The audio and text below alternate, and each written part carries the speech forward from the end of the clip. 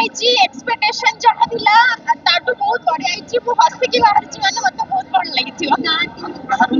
କଣ ଆକ୍ଟିଂ ସମସ୍ତଙ୍କର ବଢିଆ ଲାଗିଲା, ମାନେ ସମସ୍ତେ କାହାକୁ କମ୍ପେୟାର କରିକି ବହୁତ ବଢିଆ ହେଇଛି, ବହୁତ ବଢିଆ। ମୁଁ ତ ଫାଇଭ୍ ଆଉଟ୍ ଅଫ୍ 4.5 ଦେବି ଫର୍ ସିଓର। ସମସ୍ତଙ୍କ କ୍ୟାରେକ୍ଟର ବଢିଆ ଥିଲା, ସମସ୍ତଙ୍କ କ୍ୟାରେକ୍ଟର ବହୁତ ବଢିଆ ଥିଲା। ସମସ୍ତଙ୍କ କ୍ୟାରେକ୍ଟର ଯୋଉଟା ଯୋଉଟା ମିଳିଛି ସମସ୍ତେ ବହୁତ ବଢିଆ କରିଛନ୍ତି, ବହୁତ ବଢିଆ। ଷ୍ଟୋରି ମୁଁ ଜାଣିନଥିଲି, ଏତେ ଏକ୍ସପେକ୍ଟେଡ ନଥିଲା କି ଏତେ ଭଲ ଥିବ, ବଟ୍ ଦେଖିଲା ପରେ ବହୁତ ହି ସୁନ୍ଦର ଲାଗିଲା, ବହୁତ ବଢିଆ ଲାଗିଲା। ଆକ୍ଟିଂ ପାଇଁ ଷ୍ଟୋରି ବହୁତ ବଢିଆ ହେଲା। Thank you.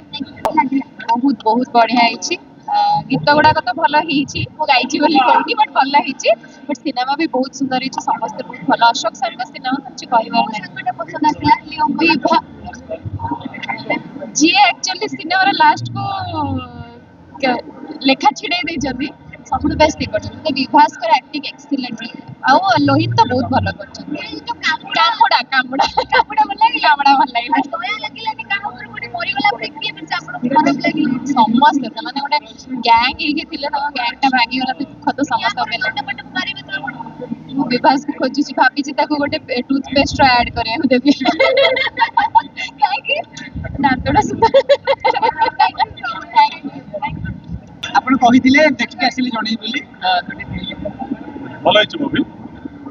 ଟିକେ ହିଂସା ତ ଅଛି, ଆମେ ସମସ୍ତେ ଜାଣିଥିଲେ ସେଥିରେ। ଯଦି ସତରେ କହିବି ଏଣ୍ଡିଂଟା ଆଉ ଟିକେ ବି ଭଲ ହେଇପାରିଥାନ୍ତା, କିନ୍ତୁ ଓଭରଅଲ୍ ବହୁତ ଭଲ ହେଇଛି। ହଁ ଟିକେ ତ ଭିନ୍ନ ଅଛି, ଆପଣମାନେ ଦେଖିଥିବେ ଜାଣିଥିବେ, ସେ ଷ୍ଟୋରିରୁ ଟିକେ ଭିନ୍ନ ଅଛି। ଭଲ ଲାଗିଲା। ଆକ୍ଟିଂ ସମସ୍ତେ ସମସ୍ତେ ସମସ୍ତେ ବହୁତ ଭଲ ଆକ୍ଟିଂ କରିଛନ୍ତି ମୋଟାମୋଟି। ଆଉ ମାନେ ସାଇଲେନ୍ସ ବି ସମସ୍ତେ ଦେଖୁଥିଲେ, ହଲ୍ ଫୁଲ୍ ଥିଲା, ଆଉ ଦର୍ଶକ ଦେଖୁଥିଲେ ସାଇଲେନ୍ସ ଶେଷ ପର୍ଯ୍ୟନ୍ତ। ବହୁତ ଭଲ ହେଇଛି। ସାମ୍ବାଦିକ ନଜରରେ କଣ କରିବେ? ଫିଲ୍ମ ତ ଗୋଟେ ବ୍ୟବସାୟିକ ଦିଗ, ଅଧିକ ଲୋକ ଆସିବେ। ଯଦି ବ୍ୟବସାୟ ଭଲ କଲେ ହେଲା, ତାହେଲେ ସେମାନେ ସକ୍ସେସ୍ ହେଲେ ବୋଲି କୁହାହବ। ଦେଖନ୍ତୁ ଅନ୍ୟ ସୋ ଗୁଡାକ କେମିତି ଚାଲୁଛି। ଭଲ ଦେଖିବା କଥା ସମସ୍ତେ ଆସିକି। ଏମିତି ମୁଭି ଗୋଟେ ଏଣ୍ଟରଟେନମେଣ୍ଟର କଥା, ଏଣ୍ଟରଟେନମେଣ୍ଟ ଦେଇଛି। ମୁଁ କହିଲି ଏଣ୍ଡିଂଟାକୁ ଯଦି ଦଣ୍ଡପାଠ ଅବଶ୍ୟ ରିଭିଲ୍ ହେଇଯିବ, କହିଲେ ଦଣ୍ଡପାଠ ଯଦି ମରିଥାନ୍ତା ତାହେଲେ ହୁଏତ ଭଲ ଲାଗିଥାନ୍ତା ଦର୍ଶକଙ୍କୁ। ନାଇଁ ଆମେ କହୁନେ କିଛି, ଦଣ୍ଡପାଠ ମରିଥିଲେ ଦର୍ଶକଙ୍କୁ ଭଲ ଲାଗିଥାନ୍ତା ଆଉ ଟିକେ। Okay, thank you. ତ ବହୁତ ବଢିଆ ଥିଲା, ଫାର୍ଷ୍ଟରୁ ଏଣ୍ଡ ପର୍ଯ୍ୟନ୍ତ କୋଉ ଜାଗାରେ ବି ମୋତେ ଲାଗିଲାନି ଯେ କିଛି ଗୋଟେ ସାଇଲେନ୍ସ ହେଇଯିବ, କିଛି ନାହିଁ। ପିକ୍ଚର ଫାର୍ଷ୍ଟରୁ ଏଣ୍ଡ ପର୍ଯ୍ୟନ୍ତ ବହୁତ ବଢିଆ ଥିଲା। ବହୁତ କୋଉ ଜାଗାରେ ସବୁ ଇଚ୍ ଆଣ୍ଡ ଏଭ୍ରି କ୍ୟାରେକ୍ଟର ବହୁତ ବଢିଆ ଥିଲା, ଫାର୍ଷ୍ଟ କ୍ଲାସ୍ ଥିଲା। ବହୁତ ବଢିଆ, ବହୁତ ବଢିଆ, ବହୁତ ହିରୋ ରୋଲ ବଢିଆ ହେଇଛି, ବଢିଆ ହେଇଛି, ବହୁତ ବଢିଆ, ବହୁତ ବଢିଆ ହେଇଛି, ବହୁତ ବଢିଆ। ନାଇଁ ହିରୋ ରୋଲ ତ ବହୁତ ବଢିଆ ହେଇଛି, ଏ ଟୁ ଜେଡ୍ ସବୁ ବଢିଆ ହେଇଛି। ପିଲା ବଢିଆ ଆକ୍ଟିଂ କରିଛନ୍ତି, ଷ୍ଟୋରି ବଢିଆ ଅଛି।